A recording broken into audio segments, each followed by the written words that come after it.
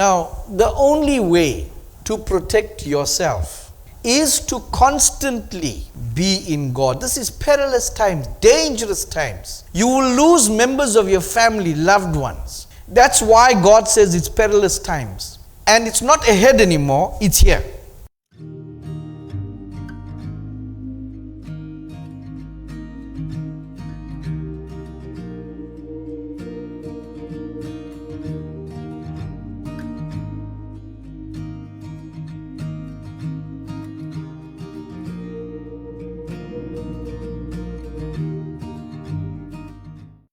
A very good morning to you. Thank you for joining us, and thank you for being such a faithful patron of Trinity International. Welcome to all of you that are new.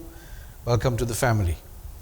I just want to remind you, this will be our last week for collection of monies towards hampers for Christmas. Please, if the Lord leads you in your heart, do something for those who struggle during this festive season. I pray over all that you give during the course of this year, and I pray God's blessing upon your family and yourself. Beloved, I left you last week talking about opening a portal to the spirit realms. We're going to delve a little deeper with a little more detail what concerns this matter. In the meantime, I need to show you on a regular basis how close we are to the coming of our Lord Jesus Christ. I also need to show you at the speed at which the elites, those who are directly working under the auspices of Satan, how the speed at which they are unfolding the satanic agenda into our world. And when you look at the speed and the expedience of their plan, it helps us to identify the closeness of the coming of our Lord Jesus Christ. Now, there's something I meant to share with you a little later, but I'm going to read it early. It's in the book of Psalms, chapter 2. Why do the nations rage and the people plot a vain thing? For a moment, as we look at that sentence, God is saying through his prophet that whatever the people are plotting, this is in the last days, this is reference to. It's a vain thing. It means that it's useless. It means that it'll go nowhere. It means that it's for nothing. So all the effort, money, energy that they are putting in to bringing this evil into the world, God is saying to us in advance, during the time of King David, he's telling us that their plotting will be in vain. Verse 2, the kings of the earth set themselves, and the rulers take counsel together. Now we have seen all these rulers from different parts of the world that come together on a regular basis. Now, we know that this is a prophecy of the end times because the documents tell us this. But just as a matter of interest, the leaders of the ancient world during the time of David never used to come together in any form to have meetings to decide the fate of the world. These things are only happening now. Now, meeting with all the leaders from the world, the rulers of the world, during the time of David was an unthinkable thing. They couldn't get that together because that would mean travel from very far parts of the world, which was near impossible during the time of David, to come together to have meetings. So this that David is talking about is quite clearly during our day. And so we read it once again with that in mind. The kings of the earth set themselves, and the rulers take counsel together against the Lord and against his anointed. That means his children. If you regard yourself as his children, then this refers to you. They plot against you, saying, let us break their bonds in pieces and cast away their cords from us. Now I want to break that down for you to understand ancient translations of the original Hebrew. That means, these evil people are saying, let us break the bonds in pieces. Their bonds. What is their bonds? Your tie to God. In other words, your conscience. That which keeps you moral, in line with the order of God. They want to sever those ties. They want to cut it. They want to break your bond, my bond with our dad. Now, we've read about this and heard on video the testimony of that Dutch banker who was eventually murdered because he came out to talk about the Illuminati and how they operate and the sacrifice of children and all these sorts of things. And one of the things he told us was that they were teaching him and bringing him to a place where his conscience is seared. Now, when a person's conscience is seared, it means that their contact with God is cut. Because your conscience is your soul. And even though many of us do wrong things at many different times, that silent voice inside of us constantly tell us that this is wrong. Now, if our consciences are dead, like the golems, those with no souls, then we will continue to be immoral without having any guilty conscience. And so, I did also tell you and showed you a video long time ago how Bill Gates introduced to the CIA a injection, a poke of sorts, that would dull the conscience part of the brain. That part of the brain which houses our conscience. I played you this video as well. And when that conscience is seared, then they won't be radicalized. This was in reference to the radical Islamist jihadists. Then he was offering that solution to the CIA. And in order to make these rebels, these jihadists, take this poke, they needed to release a disease so that these people can be poked. This was his plotting idea from the year 2000 or so. Now, in the same manner, they plotting in various ways, and I've demonstrated this to you through all the videos so far. Various places how they want to remove people's character.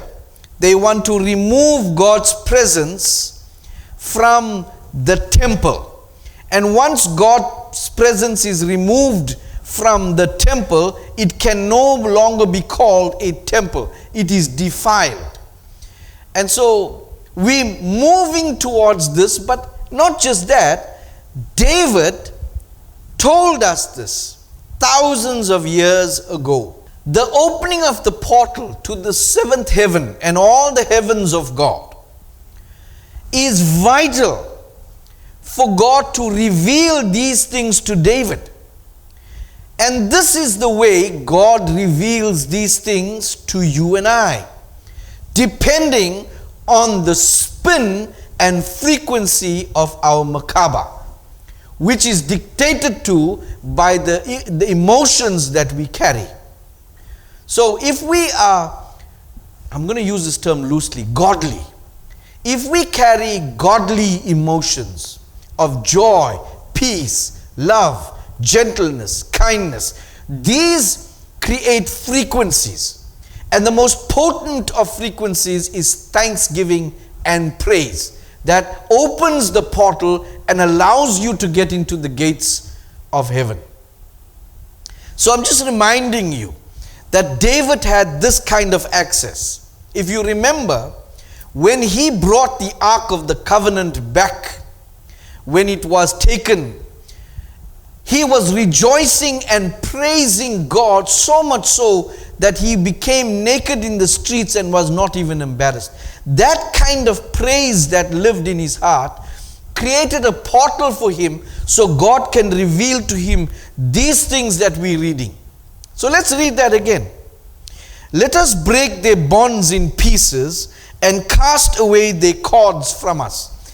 This is the consciences. Let us break the cords of connection to morality, to conscience, to God.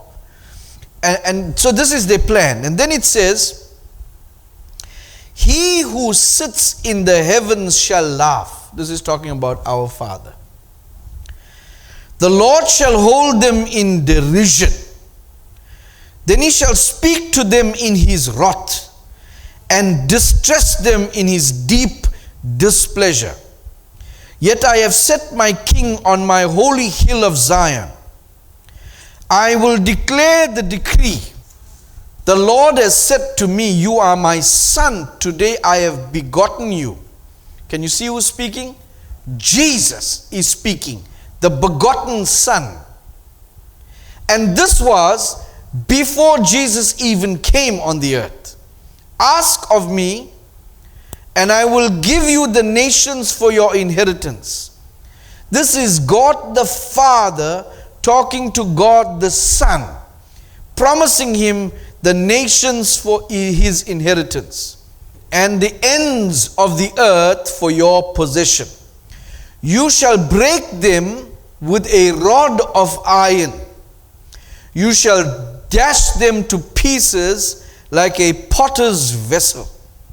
Now therefore be wise, O kings. Now that's God talking to all of us. Be instructed, you judges of the earth. Now, can you see in advance, before Revelations even tell us anything, we are going to be joint heirs with Christ, which means that we're going to judge the earth when time comes for the believers to be judges. And so David addresses this, and God is telling him, be wise, O kings, be instructed, you judges of the earth. Serve the Lord with fear and rejoice with trembling. Kiss the Son, lest he be angry and you perish in the way. When his wrath is kindled but a little, blessed are all those who put their trust in him. Now, beloved, whatever I read about what they're plotting, God is telling us that it is in vain, and he sits there and he laughs at them, no matter what they're plotting. As long as you kiss the Son, Jesus Christ, and you hold on to the crown, and you don't slip, you will be fine.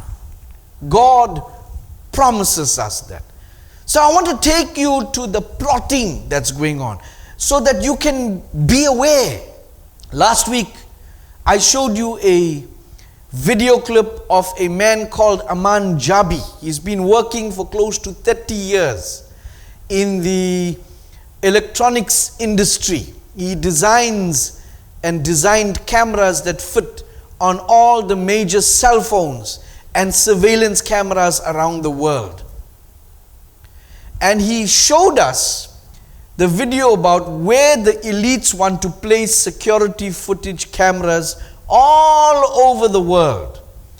And the excuse or the carrot they will dangle for us to accept it is that it provides safety and security. Now, as I brought that to you, just this week, SABC introduced a new surveillance technology that will be mounted in taxis, and it's being rolled out in Durban at the moment. Watch this. In the Durban city centre were installed with the devices. Commuters and drivers have welcomed the move and called for the program to be rolled out extensively. There won't be any overloads on the taxis. She says there are many things that happen to us as passengers. Even when you have lost an item, you can now be able to find it. He says this taxi is fitted with 2 cameras. One monitors everything inside, whilst another one monitors everything that is happening around the taxi. Taxi owners can monitor the movement of their vehicles from their cell phones. Using this new device, taxi rank managers can keep track of any activity in a taxi and can even remotely switch off the engine of a taxi from their offices. There's a few things I'd like you to pick up from this video. The first thing is that an artificial intelligence that is based far away, all this information will be gathered and sent to that artificial intelligence. Right now in the video you see a man that's sitting and controlling that vehicle, and he can switch it off at any time that he wants. When all this data is being fed to the AI can switch off your car engine anywhere, anytime. And let's look at the reason they gave.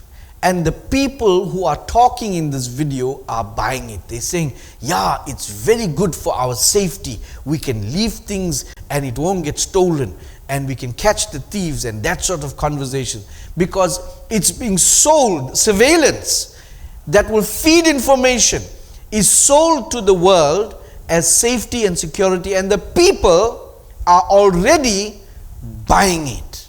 Very early on in 2020, I think it was, I showed you a document that was published by,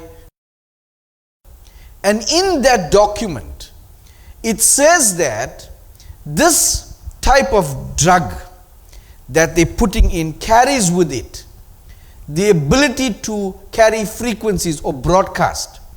And just like a computer system, it can be hacked and controlled. And so just like how they can switch the taxi engine off, they can, if they've done it effectively and the people got the right dosages, then they can switch the people off also. But I don't think we're there as yet. The details remain to be seen. The elites control mechanism has already been established in the United Kingdom. You can call it a pilot project.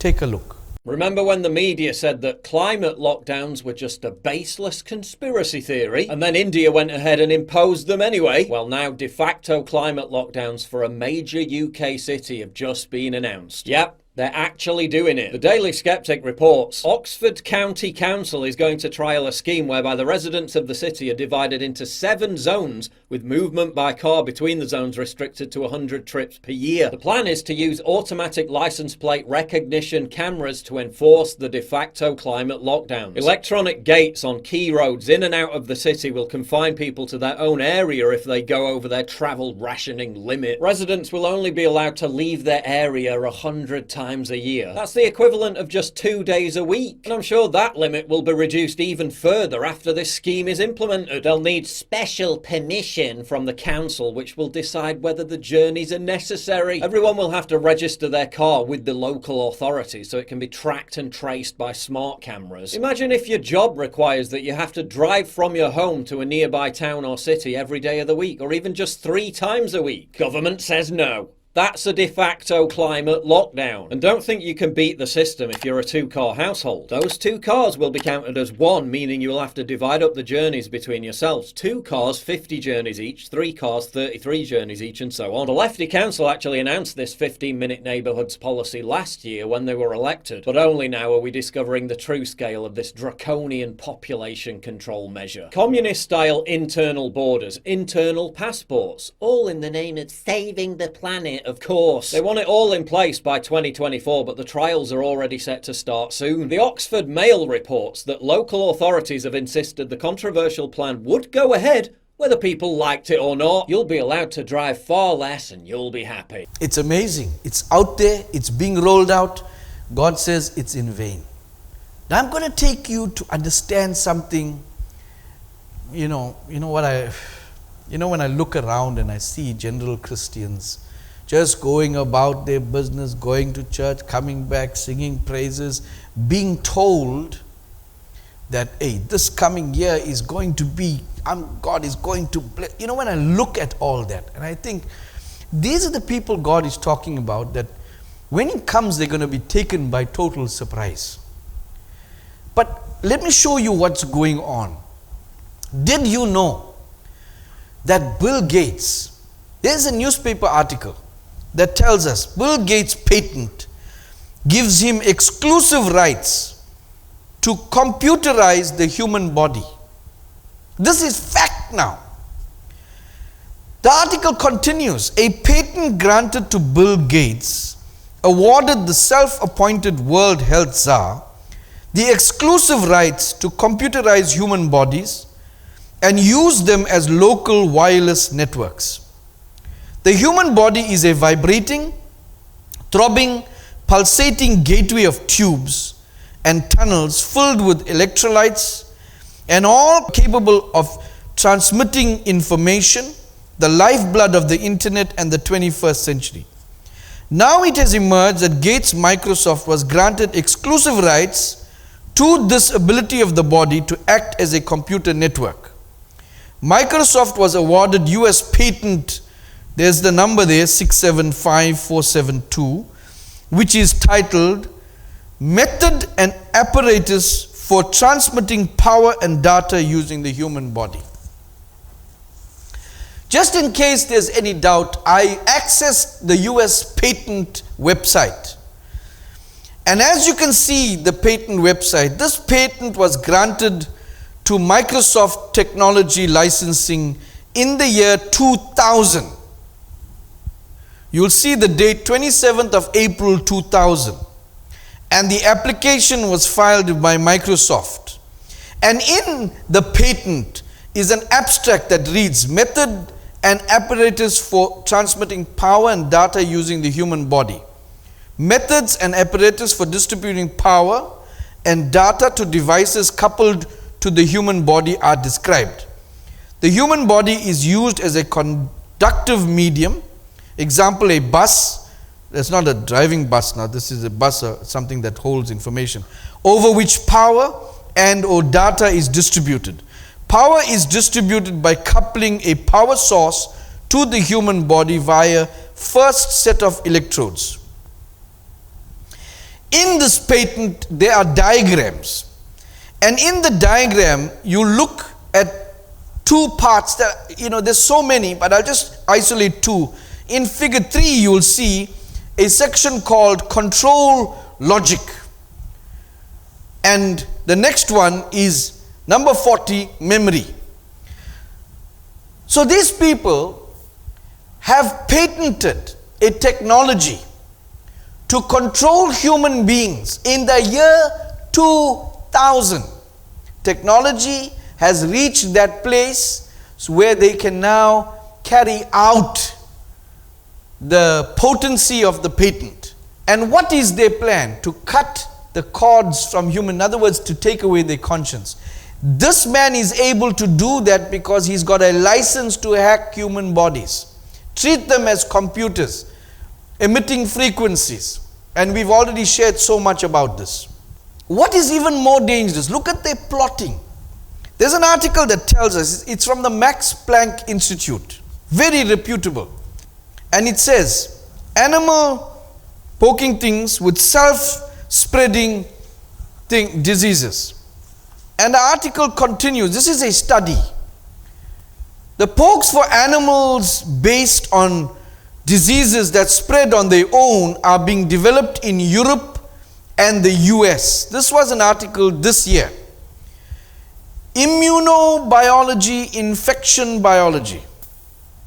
Since the first lab-modified disease capable of replication was generated in 1974, an evidence-based consensus has emerged that many changes introduced into the genomes are likely to prove unstable if released into the environment. On this basis, many virologists would question the release of GM diseases that retain the capacity to spread between individual vertebrate hosts. What does this study tell us in layman's terms? From 1974, they had the ability, let's say they wanted to poke a whole number of people. They wanted to immunize a whole host of people. They just have to take a certain percentage of that population and put that needle inside. And let's say it was sheep, and sheep was getting infected by certain bacteria. And they will take this drug and they will poke the sheep. Maybe there's 100 sheep, they only have to poke about 30. And as those sheep move to meet all their friends, whatever is in them is self-spreading, which means that if they have that thing, it will get transferred to the other sheep. So all the sheep don't need to get the poke, just a small handful. Now they've been selling this thing to us for a long time. We just need, that's what we need. I don't know if we can use that term, but we need that. And so they didn't require everybody, just a group of people. Now what's happening after this group of people get it? They're going to sit in the church. They're going to sit in the cinema. They're going to sit everywhere. On the dance floor, they're dancing. In the bars. And in the schools, they're sitting next to each other. When this technology is at play already, you'll see that the child that didn't take that thing, if the other child's parents took it, the child will get it. And the child sitting next to your child will get it. Although they didn't volunteer. That's why you'll see in today a whole lot of problems that we never thought we'll see in the sicknesses that are happening. You might think this is very far-fetched, but the company that makes this, the poison they've been giving everybody, there's documents that have been released recently in troves because the court ordered them to. I want you to read what the article tells us. Confidential documents by that company, a new study confirms that this thing is leaking from people. It's been occurring with shocking and dangerous consequences. Study confirms that the poked have been transmitting antibodies generated by those things that they put inside through aerosols. Findings should come as no surprise because a confidential document by that company has already confirmed exposure to the pokes. This type of pokes was responsible by skin-to-skin contact and breathing same air as someone who has been given the poke. This is how they transfer from one to another. So why do you think suddenly they forced the children to go and mix with people? They wanted them to sit close together too. And they wanted everything open. And this is the reason why they rose up students in China to come against the there, because they need this thing that's inside of the ones that have already been poked. They need it to leak to the world. What's their aim? Is to break the bonds, the consciences, is to change character. And this is what this thing does. This study goes on to say, a study conducted by scientists at the University of Colorado confirms the vast majority of humanity has had absolutely no choice in the matter of whether they wish to get that poke or not, because the poked have already been transmitting antibodies generated by the through aerosols. Now, you see the patent I told you about, it's granted to Bill Gates, to use the body to transmit. So what he's doing is not illegal, he's got a patent for it. Let's look at the last paragraph. The findings should, however, come as no surprise, because a confidential that document has already confirmed exposure to those pokes was perfectly possible by skin-to-skin contact, by breathing the same air as someone who has already been given that dangerous poison. So, when people gather, it's possible, if they have this inside of them, they could have not taken it themselves. They could have been in the same room as someone for a long time, and they come and get it and they sit next to you. Everywhere you're sitting in a room, and that can make the people who didn't even want to take it, mean to take it, get infected. And this is the reason why God's protection is most important. Now, right now in the United Kingdom, on the 5th of December, there were 5 children who developed a lesser known disease called strep A. It's in the news internationally. Let's read this. Less mixing due to that could be behind increased strep A infections, says expert, after 6 children die. Just before the 6th article came out, there were 5. All of a sudden, they became 6 children. 6 children have died in the UK after being found to have the bacterial infection, and there have been more cases than normal this year. And they're blaming it on the disease we experienced instead of the poison that they took. The very next day, a new article, strep A, live. 9th child dies in Belfast school, confirms a tragic loss of pupils. So, over just a day, 3 kids died. And now they came out to say the reason why they're dying is because they don't have penicillin. But we know that's a lie. And they are broadcast because it's increasing. They're not giving the true numbers. But children are getting infected strangely by something that hasn't been infecting children. Then we see famous actress Kirstie Alley dies of 71 of cancer, and the headline tells us that it was only recently discovered. In other words, she was perfectly healthy all along. Suddenly, she gets cancer. Now, you know what's interesting? Kirstie Alley, her mind was with us.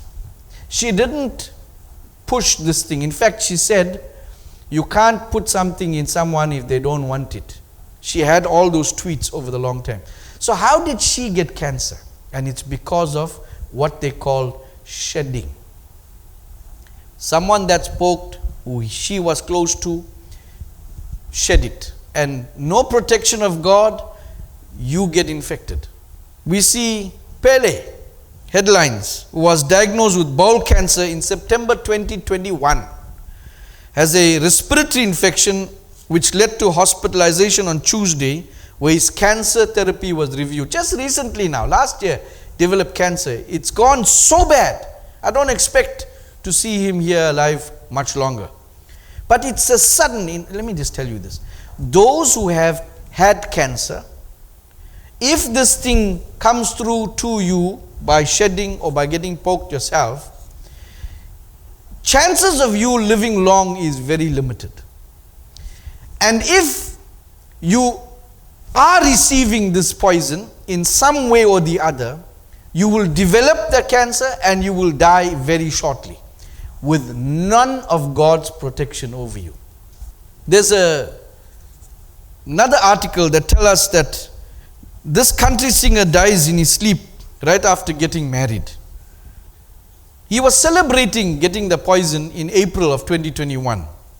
And he died, poor fella, without warning in his sleep. There's an article that tells us United Kingdom oncologist reveals cancer cases have increased in those who are poked for that disease. Dr. Angus Dalglish, a professor of oncology at St. George's University of London, says the cancer cases have exploded in patients who have been poked. They already well-established link between that and all these diseases of the heart and strokes is already reason enough to stop the program. Even within my own personal context, this is what the professor is saying, I am seeing this disease after those extra shots. They described being distinctly unwell a few days to weeks after the extra shot. One developing leukemia, 2 work colleagues, non-Hodgkin's lymphoma, an old friend who has felt like he has had that's the symptom, receiving his extra shot, and who getting severe bone pain has been diagnosed as having multiple metastasis from a rare B cell disorder. Now, there's very important academic people telling us the reality of what's happening. One of our faithful members of Trinity recently corresponded with me regarding what's happening at his workplace. And I'll have you to look, with his permission, at the text he sent. Good morning, Pastor. Another death at work. Can you tell me why this is happening? And I asked him about it. He says he did have an attack few weeks back.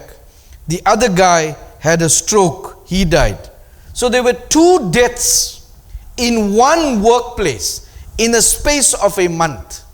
So we can see, when we look at this Bruce Willis story, he's got something called aphasia.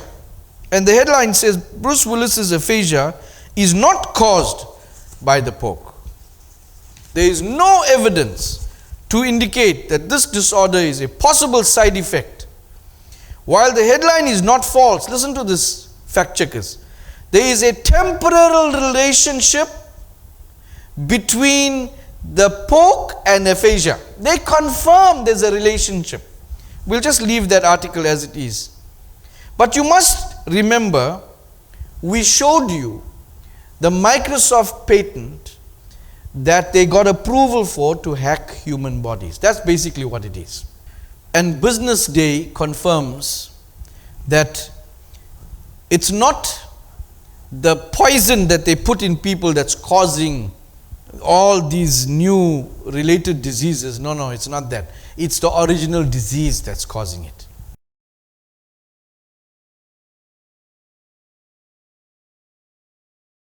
Now, the only way to protect yourself is to constantly be in God. This is perilous times, dangerous times. You will lose members of your family, loved ones. That's why God says it's perilous times. And it's not ahead anymore, it's here. And so, this is the reason why I want to draw you closer to God more than you've ever been in your life before. You need His protection because there are things that are going to attack you that you cannot see with your eye. You cannot predict where it's going to be. And so, heed my words. But you know what the problem is? There's not one of us that can say at every given time we are 100%. We are full of faith 100%. Because we all know. We go through financial problems. We go through different types of worries. And our faith gets shaken. Let's be honest. As Christian and godly as we desire in our hearts to be, sometimes circumstances, because we are of a human nature, it rattles us sometimes. But most times we pick ourselves up and we get back on our feet, those who are really in God. But in that period of being hollow, your faith is dropped at that level. Don't you think the devil will target you during those times? He will drop your faith so that your guard, your protection is removed for that period. So let's say you come to a church and you got the shedding going on. You got all sorts of things going on. And you're in this room now. And your guard is down. You're sitting depressed about something. Your faith level is not high to afford you that protection. What will happen? Do you not think that there's going to be, because you are spiritually now weak, because you are going through certain things, and your faith is, because if your faith is strong all the time, there won't be any depression, there won't be any worry. And so that hole that you leave, that door that you leave open, could be where these things can come in and they can harm your body. Just by being, and this is the reason why I choose, more than that reason, but I choose to keep you safe, because we are all human. We go through so much. And even though we are faithful to sit in a building to worship God, which I admire, but our spirit level doesn't always maintain its faith 100%. And during those hours when our faith is low, something can attack us. You know, there's a story in the Bible, Matthew 14, when Jesus waited behind and he sent his disciples on the boat. He returned very late in the dark. Peter looked out, all the disciples looked, and they saw this ghost-like person walking on the water. And someone said, "Hey, it's Jesus." But before that, they were all terrified. And there was a wind blowing, and it was dark. There was no street lights or boat lights or anything. It's dark. They're looking at a figure, and Jesus told Peter, "Don't worry, it's me." Let's read. And Peter answered him and said, "Lord, if it's you, command me to come to you on the water." So he said, "Come." And when Peter had come down out of the boat, he walked on the water to go to Jesus. But when he saw that the wind was boisterous, he was afraid. And beginning to sink, he cried out, "Lord, save me." Can you see your faith can be great at one level, and as soon as you see the wind, it can just drop. And at this moment, this is the danger that we face in this day and age. So those of you that are looking forward to coming together, just be patient with me. I know what I am doing. I'm going to read to you a portion of an ancient scripture that we went through before. It's the apocalypse regarding Abraham. And God tells him, "And in this sacrifice I will lay before thee the ages to come." He's telling Abraham, "I'm going to show you what is to come, and make known to thee what is reserved. And thou shalt see great things which thou hast not seen up to now, because thou hast loved to search me out, and I have named thee my friend." Wow. Then God discloses Abraham the powers of heaven. "And I saw upon the seventh firmament," here you go, the seventh heaven, "upon which I stood, a fire widely extended, and light and dew, and a multiple of angels, and a power of invisible glory over the living creatures, which I saw. But no other being did I see there. And I looked from the mountain in which I stood downwards towards the sixth firmament. and saw there a multitude of angels of pure spirit without bodies, who carried out the commands of the fiery angels who were upon the 8th firmament. As I was standing suspended over them, and behold, upon this firmament there was no other powers of any other forms, but only angels of pure spirit, like the power which I saw on the 7th firmament. And he commanded that the 6th firmament should be taken away. And I saw there on the 5th firmament the powers of the stars, which carry out the commands laid upon them, and the elements of the earth obeyed them. So let us summarize. Abraham accessed the throne of God because he gave a thanksgiving sacrifice to God. God opened a channel, a portal for him to ascend. And he was on the 7th firmament, that 7th heaven. And he looked down and he saw the 6th one. Then he was able from that firmament to see the 5th one. But he did mention the 8th. But he couldn't tell us what he saw there. Because you can only see the bottom realms, the bottom heavens, when you are on the top. So when you have access to the 7th throne, you have information, prophecies about everything going on, including Hades and the earth and all the other heavens. This is how important it is for you to access the portal to go through to the throne of God and to make yourself a friend of God. You know, a friend of God has the privilege of even changing God's mind. And Abraham did that when he asked God to spare Lot and his family. You have the ability to move God's hand. Let's go further. A vision of sin and paradise and the mirror of the world, we read. And he said to me, look now beneath thy feet at the firmaments and understand the creation foreshadowed in this expanse, the creatures existing on it, and the age prepared according to it. And I saw beneath the surfaces of the feet, and I saw beneath the 6th heaven, and what was therein, and then the earth and its fruit, and what was moved upon it, and its animate beings, and the power of its men, and the ungodliness of their souls, and their righteous deeds, and the beginnings of their works, and the lower regions, and the perdition therein, the abyss and its torments. And I saw there a great multitude, men and women, and children, half of them on the right of the picture, and half of them on the left of the picture. The fall of man. This is my will with regards to those who exist in the divine world council. And it seemed well pleasing before my sight. And then afterwards, I give commandment to them through my word, through Jesus. And it came to pass, whatever I had determined to be was already planned beforehand in this picture. And it stood before me before it was created, as thou hasn't seen. And I said, O Lord, mighty and eternal, who are these people in this picture on this side and on that?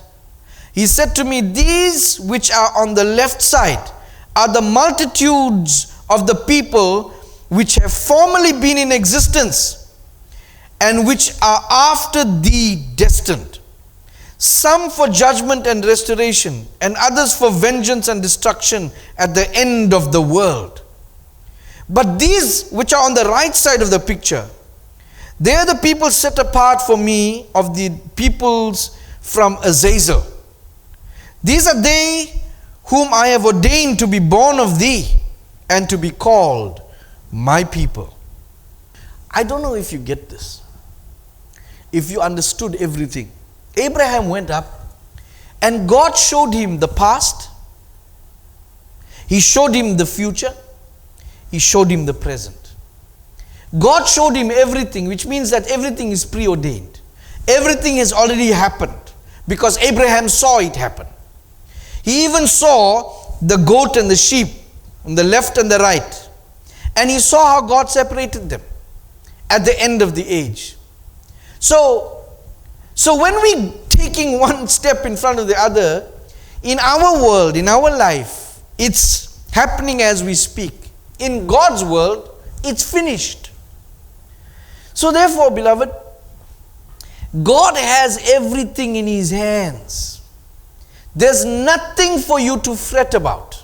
Now, why did God become a friend of Abraham?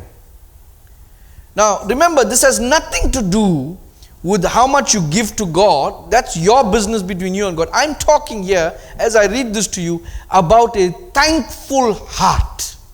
Let's read this. For Abraham and for his seed, 1/10 of the first fruits to the Lord.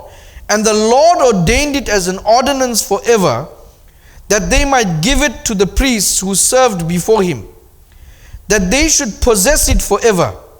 And to this Lord there is no limit of days, for he had ordained it for the generations forever, that they should give to the Lord the 10th of everything, and of the seed, and of the wine, and of the oil, and of the cattle, and of the sheep, and he gave it unto priests to eat and drink with joy before him. You know what happened? I shared some of this stuff with you last week, I think. Abraham was not compelled, just like Abel, was not compelled to do anything. When God made him rich, this man was rich. He became rich because God took him out of his father's household. He was making idols there, and he made him wealthy. And he had servants, and even his father told him to help his brother's son, Lot. He had a lot of wealth. And because he had that, he felt in his heart, Lord, I want to give you the first fruits. I want to give you 1/10 of everything I have. And so he took a whole lot, and that was a lot of things. Not when I say he was a rich man, he took all that, and what he did is he gave it to God. God says, wait, what am I going to do with this? He said, I'm opening up a temple, a place where my priests will serve. And I want you to give it as whatever you want to give to me, give it to that priest there, so that they can live on your meat that you give them, they can live on the grapes, they can live on anything you give them, and they can do my work. And so God said, let this be an ordinance forever. Let it not change. But my point that I'm driving at is that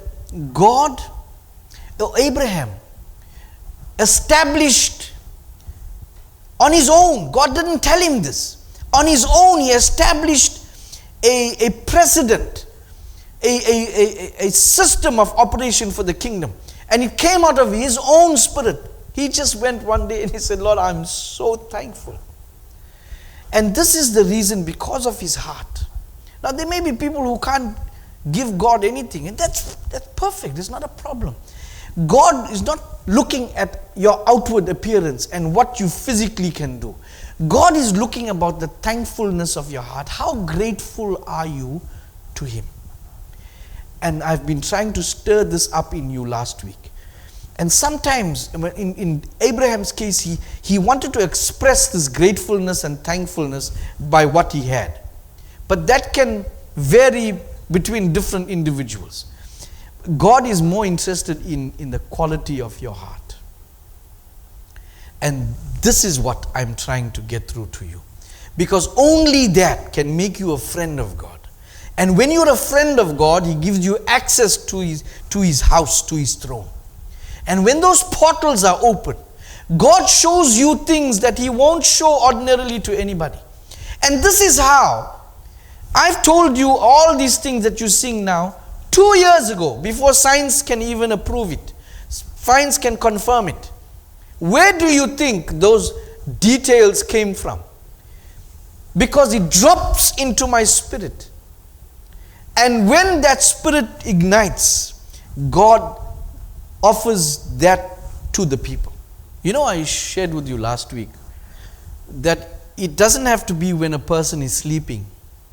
But if you have a grateful heart, a thankful heart, a praising heart, and that's your lifestyle, I love God, I thank Him, I worship Him. You know, that's just that attitude.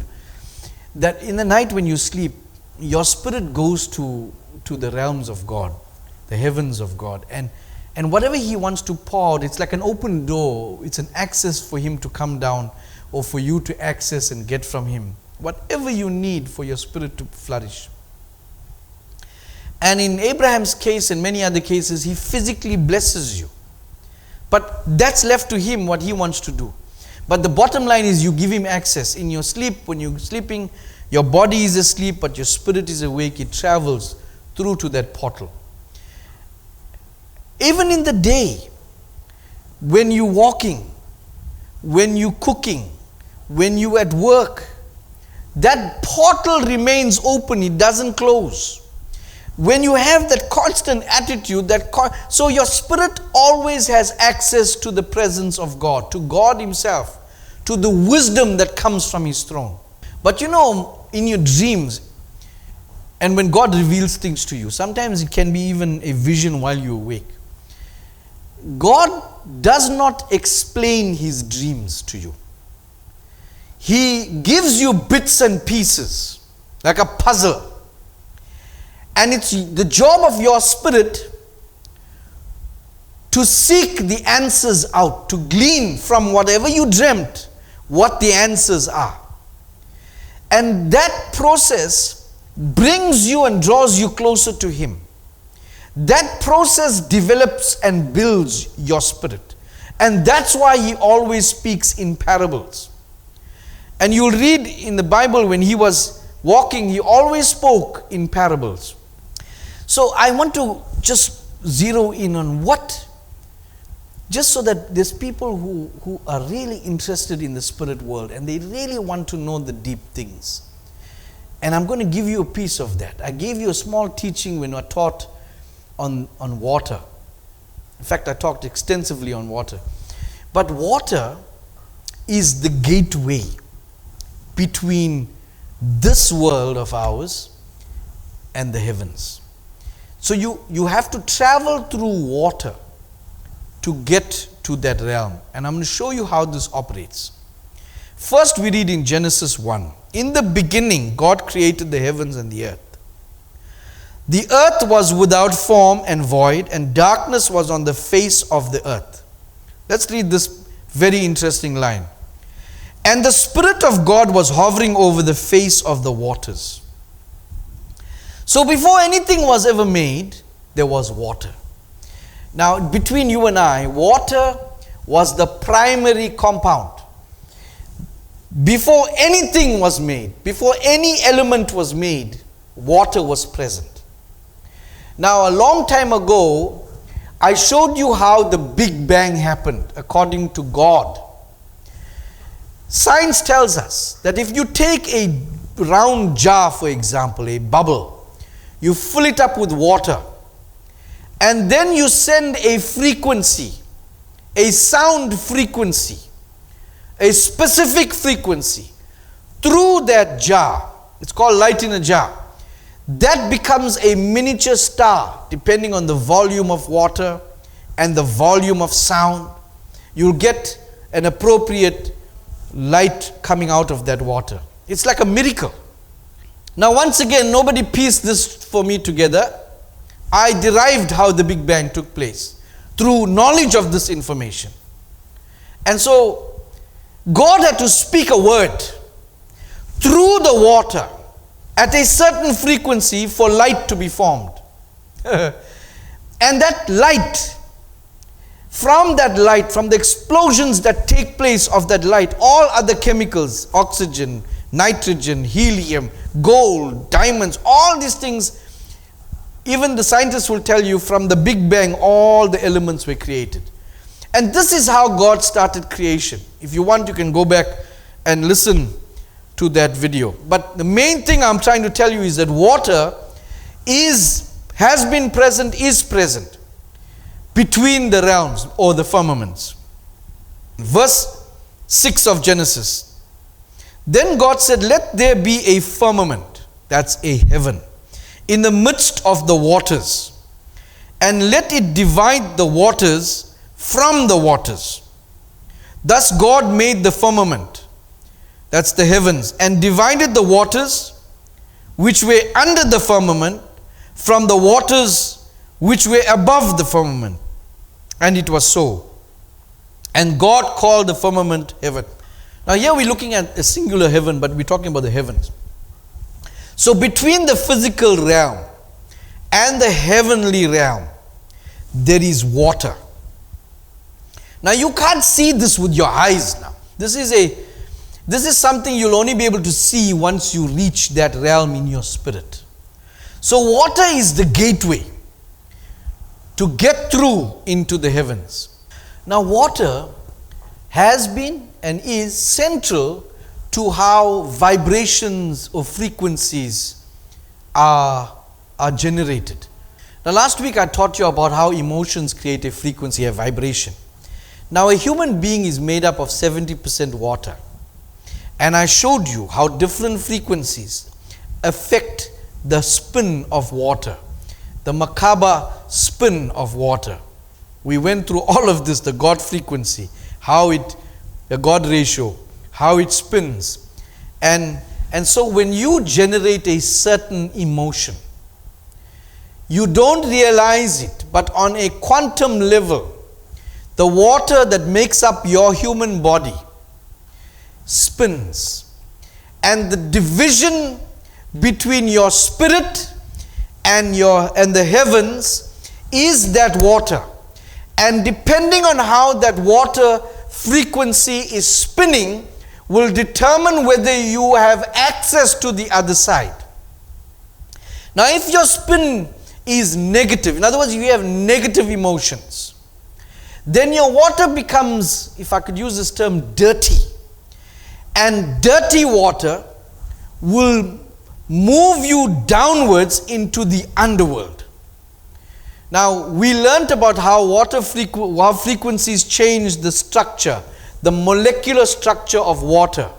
We learnt this through Dr. Massaro. I taught you this video a long while ago. So water is pivotal to how you broadcast the frequency to open the portal so that you can access the heavens. Now you remember the story. Jesus crossed over to the land of the Gadarenes, and there he saw a possessed man who said that he had legions of demons on him. And what did the demon do? He said to Jesus, "Send us into the pigs." And pigs also made of water, and the water that pigs have is already dirty. Then they went into the pigs, and then they went down into the sea because it's all dirty, impure water. Because they were looking for an access point back into the underworld. Now that's why Jesus, who was hanging on a cross, who was pure, he took the sins of the world and he made himself impure, which caused his water to spin at a frequency, because sin makes your water spin at a frequency of the devil, if you can use that. And that opened the portal for him to go down into the depths of Hades, to speak to the prisoners and set them free. Now, without that emotion, without the godliness, you can't access the portal of God above. With bad emotion, you are able to access the portal leading downstairs.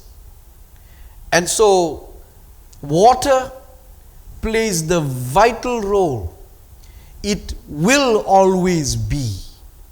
And because you are made with water, God gave you the key to reach the heavens. Do you know dogs don't have a soul, they don't have conscience, they don't have anger, they get frustrated because you irritate them, but there's no emotion like how we have. That's why, because they can't generate that, they can't access the heavens while the animal spirit is inside the animal. You and I have that privilege. We're the only ones. And so I want you to live with a thankful heart, so that God can warn you in advance what to stay away from, where to go. And He can uplift you in the time when the devil wants to break you down. The only way to be uplifted by God Himself is to keep that portal open. Just walk around with a thankful heart. And sometimes I know it's hard, but I want you to practice that. Come in the new year, we want to do a fast again, and we're going to put that in action. Do you know how important it is to keep your water clean, to access the heavens? Let's read Exodus. You shall also make a laver of bronze, with its base also of bronze, for washing. You shall put it between the tabernacle of meeting and the altar, and you shall put water in it. Why bronze? Because frequency, energies, cannot penetrate bronze or brass. So if something is in brass, that's the reason why you'll find these ancient religions, they use brassware to pray. It keeps the water pure. And when the water is pure in the brass laver, it's not contaminated by somebody's negative energy. So if you're going through the emotions of depression and sadness and hate and jealousy, and you come near the laver in the tent of meeting, that water will still be pure because it cannot penetrate brass. It cannot penetrate bronze. So that's the reason why specifically God said, keep that water pure, make it whole, be held in a bronze laver. And the reason for that is, without the pure water, you can't access the portal of God. So beloved, I want to pray with you to keep us all safe, protected in His wonderful arms. Whatever the devil wants to do, it's in vain. God is with us. Let us pray. Let us bow our heads. Heavenly Father, I thank you for the privilege of being your child. I am so thankful, Lord, that out of so many people, we are the ones you've chosen. You put in our hearts the desire for you. Thank you, Lord. We thank you sincerely that you are our God. And I pray, Lord, as the enemy seeks to devour so many people, that your hand of protection is going to be upon those that are listening, those that are wanting your protection, your love, your care. Those that are thankful that they are saved, you're going to embrace them right now. Plant your angels to surround them. Give them comfort. Open the portals as they worship you, Lord. Give them wisdom from above. I cover them all with your precious blood. In Jesus' name, everybody said amen. Beloved, have a beautiful week. I pray that you will join me next week. Don't forget, if you're watching this, make sure you subscribe to the channel. After subscribing, click on the notifications bell, because every Sunday morning you will get a fresh sermon, South African time, 8 a.m. More than that, you will have access to all the sermons, and every single one is designed to enrich your spirit. God bless you. See you next week.